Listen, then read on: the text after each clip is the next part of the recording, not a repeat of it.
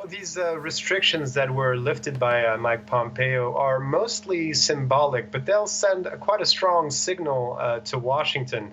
Just to give you a bit of context here, back in 1979, when Washington started to recognize Beijing as is its official partner in China as opposed to Taipei, it nonetheless imposed all these restrictions on the interactions that American officials can have with their Taiwanese counterparts. And this was done in a way as to not anger Beijing too much, which considers Taiwan to be an integral part of its territory. So one of those examples is that Taiwanese diplomats or officials, when they come to Washington, aren't allowed to enter the building of the State Department to meet with their American counterparts. They have to have such meetings in hotels, for instance. So this particular news of the lifting of these restrictions on these interactions is likely to anger Beijing. We don't know what the exact reaction will be exactly, but already Beijing had promised to make Washington pay a heavy price for organizing